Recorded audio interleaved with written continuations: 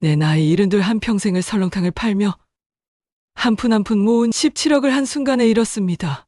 하지만 저는 결코 절대 보고만 있지 않을 겁니다. 안녕하세요. 오늘도 영상을 보러 찾아와 주신 모든 분들께 따뜻한 위로와 평안한 하루가 함께하길 바랍니다. 바로 시작하겠습니다. 좋아요와 구독 버튼 꼭 좀 부탁합니다. 큰 힘이 됩니다. 새벽 4시 종로 뒷골목에 자리 잡은 설렁탕집 한겨록에 불이 켜진다.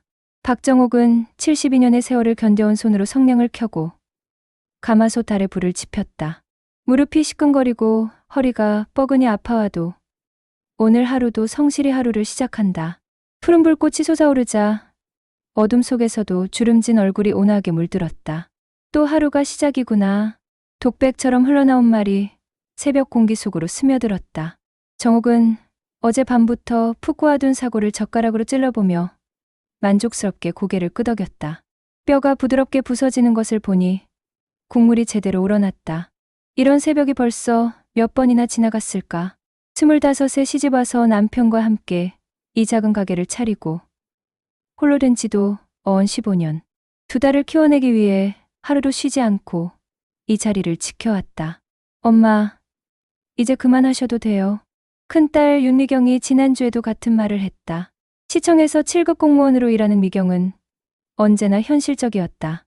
작은 집도 간호사로 안정됐고 오르라 용돈도 드릴 수 있어요. 하지만 정옥에게 이 가게는 단순한 생계수단이 아니었다. 매일 새벽 일어나 국물을 끓이고 단골들의 안부를 묻는 일상이야말로 삶의 리듬이었다. 그리고 무엇보다 17억. 어제 은행에서 확인한 통장 잔액이 머릿속을 맴돌았다. 평생 한 푼 두 푼 모아온 돈이 드디어 이런 숫자가 되었다. 정옥은 솥단지에서 올라오는 하얀 김을 바라보며 소박한 꿈을 그려보았다. 이제 작은 빌딩 하나 사서 정말 편안한 노후를 보낼 수 있겠구나. 오전 8시가 되자 단골들이 하나둘 들어서기 시작했다. 새벽 배송을 마친 택배기사, 출근길 회사원, 술 깨려는 중년 남자들. 각자의 사연을 안고 정옥의 설렁탕 앞에 앉았다. 사장님, 오늘도 국물 끝내주네요. 호호, 고마워요. 많이 드세요. 정옥은 능숙하게 뜨거운 국물을 그릇에 따르며 인사를 나눴다. 이런 평범한 일상이 얼마나 소중한지 아직은 몰랐다. 오후 2시경 손님이 뜸해진 시간에 정장을 입은 남자가 가게 문을 열었다. 30대 후반쯤 보이는 단정한 인상의 그는 구두까지 반짝반짝 깎은 채로 들어섰다. 어서 오세요. 설렁탕 하나 주세요. 김치도 좀 많이 주시고요. 김태현이라고 자신을 소개한 그는 정중한 말투로 국밥을 주문했다. 정옥은 평소보다 김치를 더 넉넉히 담아 내어주었다. 사장님, 오래 하셨나 보네요. 국물 맛이 예술이에요. 고마워요. 벌써 47년째예요. 대단하시네요. 그럼 장사도 잘 되시겠어요. 김태현은 국물을 호흡 불어가며 자연스럽게 말을 걸어왔다. 정옥은 그의 정중한 태도와 깔끔한 차림새에 호감을 느꼈다. 아이고, 뭐려? 그냥 하루하루 버는 거죠. 겸손하시네요. 이렇게 오래 장사하시면서 돈도 많이 모으셨을 텐데. 순간 정옥의 표정이 미묘하게 변했다. 하지만 김태현은 아랑곳하지 않고 계속했다. 요즘 같은 시대에는 그냥 저축만 하면 손해죠. 인플레이션 때문에 돈의 가치가 계속 떨어지거든요. 특히 어르신들은 안전한 투자를 하셔야 해요. 투자라는 단어에 정옥의 귀가 번쩍 열렸다. 평생 은행 저축만 해왔던 그에게 투자는 먼 나라 얘기 같았지만 최근 물가가 오르는 것을 체감하고 있었기 때문이다. 투자요? 저는 그런 걸 잘 몰라서. 아, 그런 복잡한 투자 말고요. 안전하면서도 수익이 괜찮은 상품이 있어요. 제가 은행에서 일하는데 특히 어르신들께 인기가 좋은 게 있거든요. 김태현은 국그릇을 밀어두고 명함을 꺼냈다. KN 투자자문 김태현 이사라고 적혀있는 깔끔한 명함이었다. 혹시 시간 있으실 때 한번 설명드릴게요. 억지로 권하는 건 아니고 그냥 정보 차원에서요. 정옥은 명함을 받아들며 묘한 기대감을 느꼈다. 17억이라는 목돈을 그냥 은행에만 맡겨둘 것이 아니라 뭔가 더 나은 방법이 있을지도 모른다는 생각이 들었다. 그럼 한번 들어볼게요. 고맙습니다. 내일 이 시간에 다시 오겠습니다. 김태현은 설렁탕 값을 지불하고 정중하게 인사한 뒤 가게를 나섰다. 그의 뒷모습을 바라보던 정옥은 가슴 한편이 두근거리는 것을 느꼈다. 새로운 가능성에 대한 기대였을까? 아니면 본능적인 불안감이었을까? 정옥은 다시 솥단지 앞으로 돌아가 끓어오르는 국물을 저었다. 47년 동안 한 번도 끓이기를 멈추지 않았던 그 국물처럼 그의 인생도 지금까지 꾸준히 흘러왔다.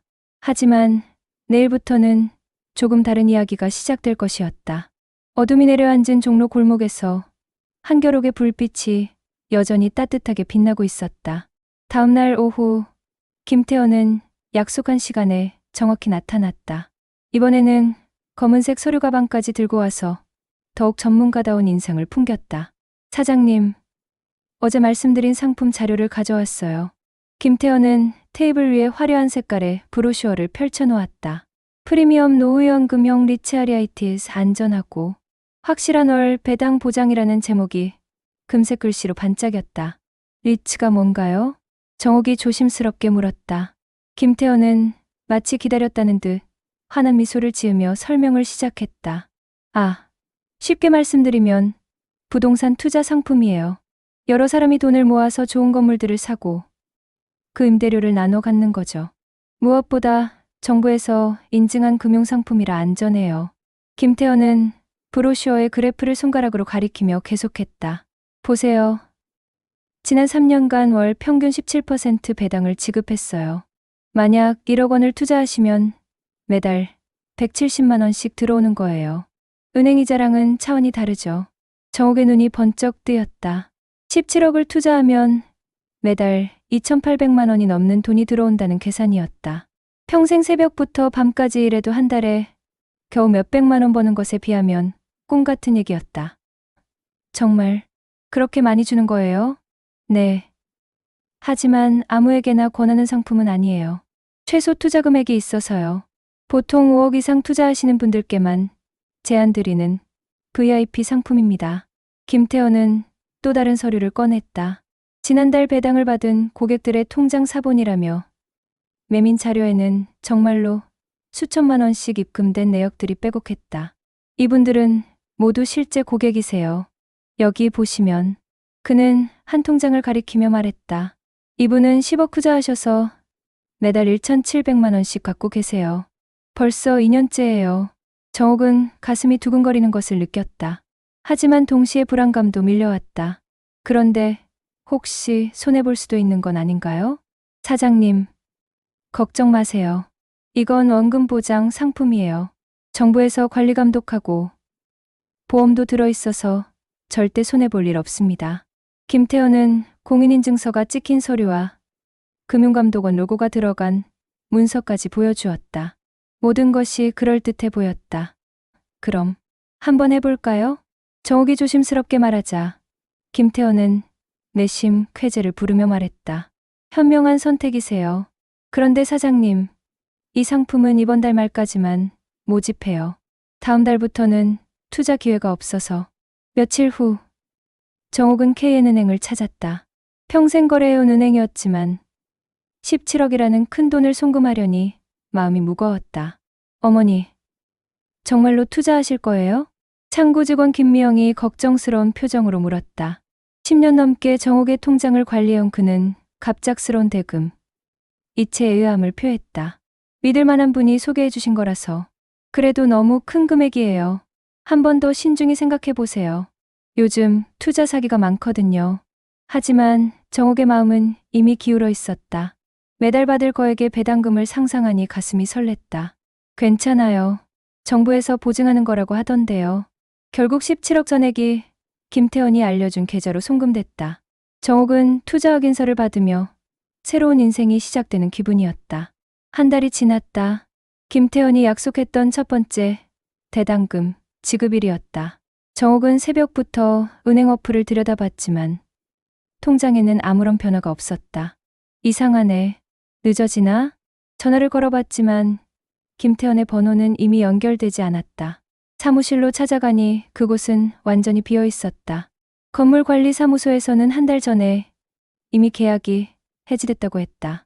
2달, 3달이 흘렀다.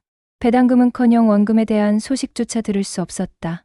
정옥은 떨리는 손으로 경찰서 문을 두드렸다. 할머니, 이런 사기는 요즘 너무 흔해요. 담당 형사 박영호는 피곤한 표정으로 말했다. 피해 신고는 접수해드리겠지만 솔직히 말씀드리면 돈 회수는 거의 불가능합니다. 이미 해외로 돈이 빠져나갔을 거예요. 그럼 제 돈은 어떻게 되는 건가요? 잡히면 다행이지만 잡혀도 이미 다 써버렸을 가능성이 높아요. 죄송합니다. 정옥의 다리에서 힘이 빠졌다. 47년간 모아온 전 재산이 한순간에 사라진 것이었다. 집으로 돌아온 정옥에게 2딸이 달려왔다. 사건을 알게 된 미경과 서경의 얼굴은 창백했다. 엄마, 어떻게 그런 일을? 나도 모르겠다. 그 사람이 그렇게 믿을만해 보였는데 엄마가 왜 우리한테 상의도 안 하시고. 서경이 목소리를 높였다. 평소 온순했던 둘째 딸의 격한 반응에 정옥은 더욱 위축됐다. 미안하다. 너희들 노후까지 생각해서 한 건데 지금 그런 얘기가 중요해요? 17억이 얼마나 큰 돈인 줄 알아요? 미경도 참았던 화를 터뜨렸다. 우리가 얼마나 고생해서 모은 돈인데 이제 어떻게 살라는 거예요? 그날 밤 정옥은 홀로 가게에 앉아 꺼져가는 가마솥을 바라봤다. 47년간 한 번도 꺼진 적 없던 불이 오늘은 차갑게 식어가고 있었다. 이제 정말 끝인가?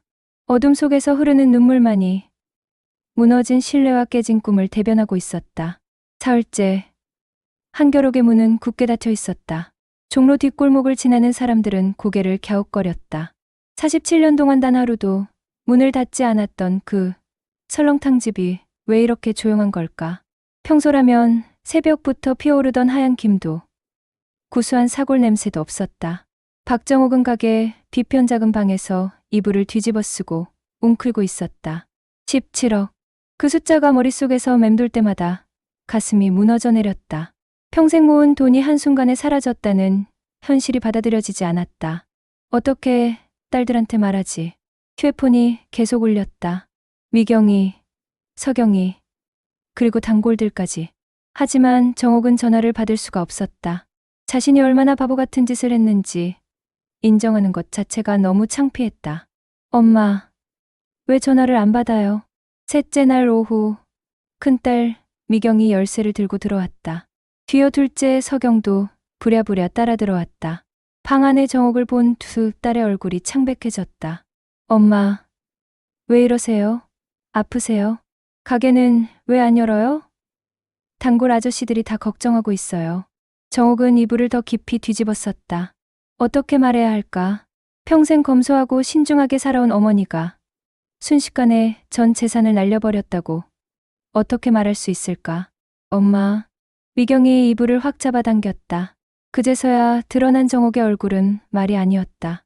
며칠 동안 제대로 씻지도 못하고 밥도 거르고 누워있었던 흔적이 고스란히 드러났다. 도대체 무슨 일이에요? 결국 정옥은 모든 것을 털어놓았다. 김태현이라는 남자를 만난 것부터 17% 배당이라는 달콤한 제안에 넣어간 것까지 말하면서도 자신이 얼마나 어리석었는지 새삼 깨달았다. 17억을 다. 미경의 목소리가 떨렸다. 서경은 아예 말을 잇지 못했다.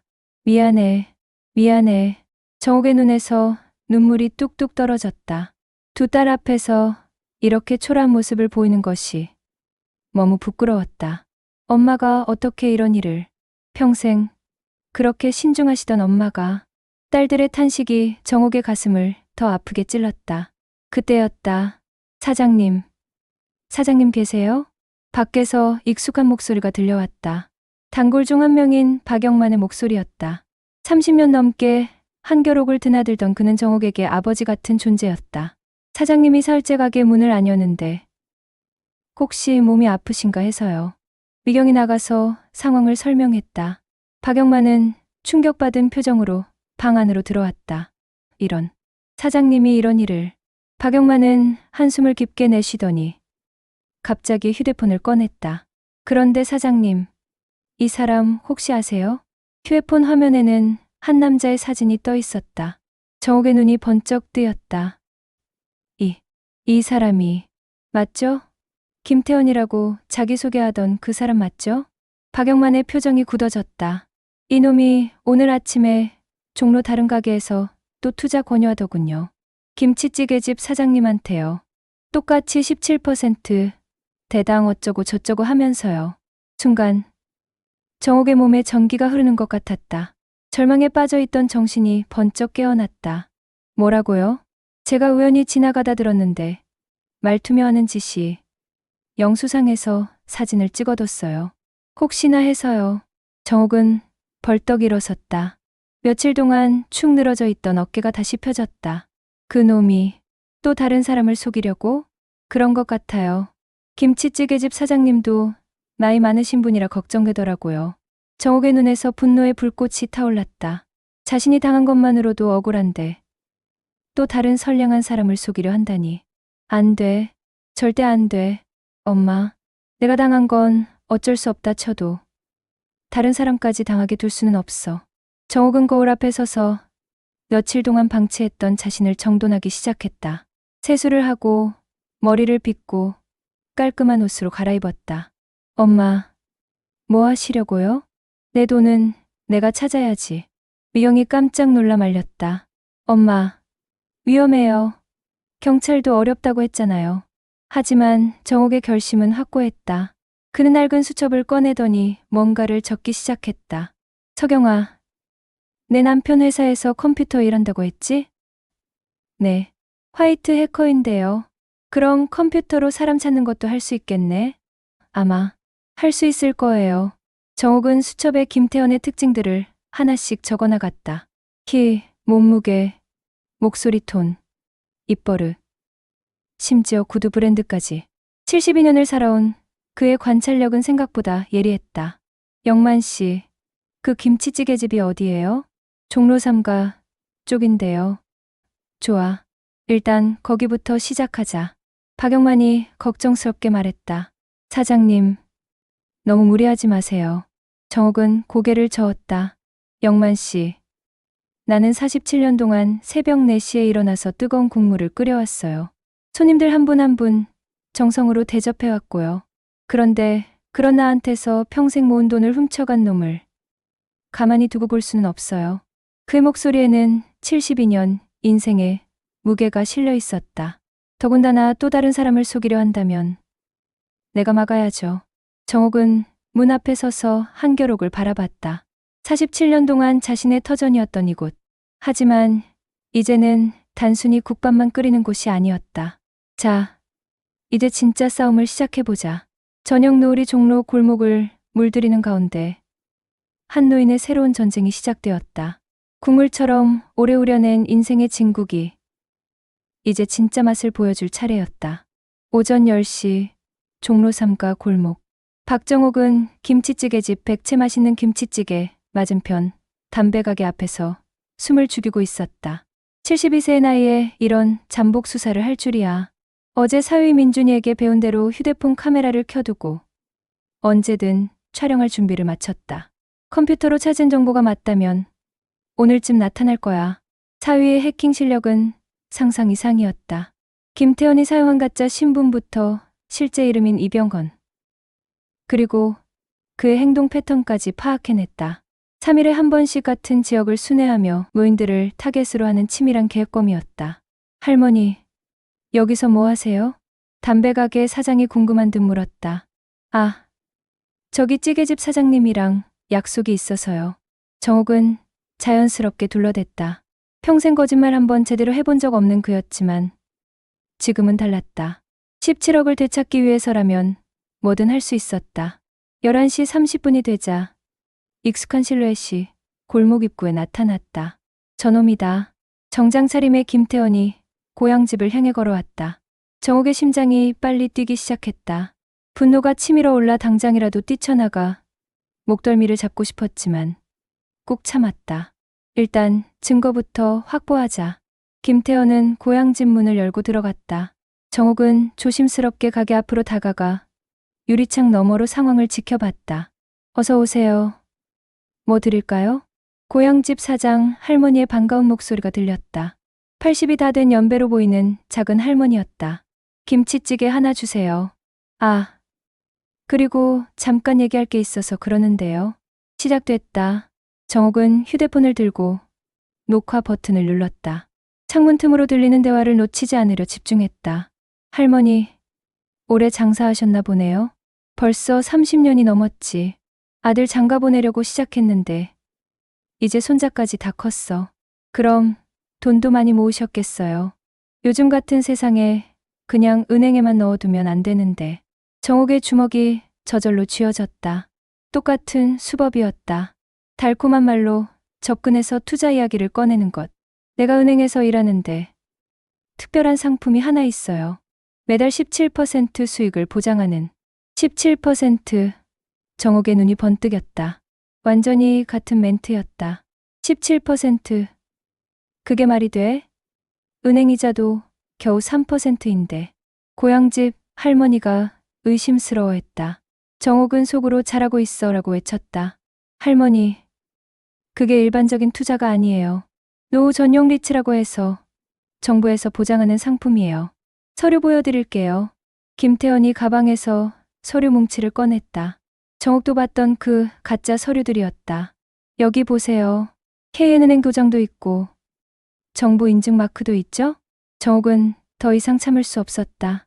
저 순진한 할머니가 자신과 같은 피해를 당할 수는 없었다. 하지만 성급하게 뛰어들면 김태원이 도망갈 수도 있었다. 일단 경찰부터 불러야 했다. 112에 신고 전화를 걸었다. 여보세요. 경찰청이죠? 경찰 양반, 지금 사기 현장을 목격하고 있는데요. 종로 3가 고향집 김치찌개 접수했습니다. 곧 출동하겠습니다. 하지만 경찰이 올 때까지 기다릴 수 없었다. 김태원의 설득이 점점 거세지고 있었다. 할머니, 기회는 오늘뿐이에요. 내일부터는 모집을 중단한다고 해서요. 전형적인 압박 멘트였다. 정옥의 분노가 폭발 직전까지 치달았다.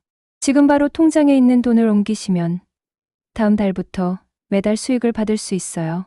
그런데 돈이 좀 많은데 괜찮을까? 얼마나 있으신데요? 5억 정도. 정옥의 가슴이 철렁했다. 5억. 그 할머니의 평생 모은 돈이 또 사라질 위기였다. 더 이상 기다릴 수 없었다. 정옥은 고향집 문을 벌컥 열고 들어갔다. 할머니, 그 사람 말 믿으시면 안 됩니다. 갑작스러운 등장에 김태원과 고향집 할머니가 깜짝 놀랐다. 누구세요? 저도 이 사람한테 당했어요. 17억을 다 잃었습니다. 김태원의 얼굴이 순식간에 굳어졌다. 정옥을 알아본 것이다. 아, 이분이. 무슨 오해가 있으신 것 같은데요. 오해요? 김태원 씨. 아니, 이병헌 씨. 진짜 이름을 부르자 김태원의 눈이 흔들렸다. 17% 배당. 노후 연금형 리츠? 다 거짓말이에요. 이 사람은 전과자예요. 정옥은 휴대폰을 들어 보였다. 여기 다 녹화되어 있어요. 똑같은 말, 똑같은 서류로 사람들을 속이는 거 다요. 고향집 할머니가 화들짝 놀라 뒤로 물러섰다. 그럼 이 사람이 정말 사기꾼이라는 거야? 김태원이 벌떡 일어서며 나가려 했다. 잠깐만요. 오해가 있는 것 같은데. 제가 설명을. 어디 가려고. 정옥이 김태원의 팔을 붙잡았다. 72세의 작은 몸집이지만 47년간 무거운 솥을 나르며 다져진 악력은 만만치 않았다. 놓으세요. 이분이 정신이 좀 어떻다고. 정옥은 고향집 밖으로 나가며 큰 소리로 외쳤다. 여기 사기꾼이에요. 이 사람이 노인들 돈 훔쳐가는 사기꾼이라고요. 종로 골목이 순식간에 술렁였다. 점심시간이라 사람들이 많았는데 모두 무슨 일인가 하며 몰려들었다. 사기꾼이라고? 어떤 놈이? 할머니, 무슨 일이세요? 이 양복 입은 놈이 17% 대당 어쩌고 하면서 노인들 돈 빼먹는 사기꾼이에요. 정옥의 절규에 가까운 외침이 골목 전체에 울려 퍼졌다. 김태원이 도망치려 했지만 이미 사람들이 둘러싸고 있었다. 잠깐, 저 사람 나도 본 것 같은데? 맞아. 우리 가게에도 왔었어. 투자하라고 꼬시던 그놈 맞네. 종로 상인들의 증언이 이어졌다. 김태원은 완전히 포위되었다.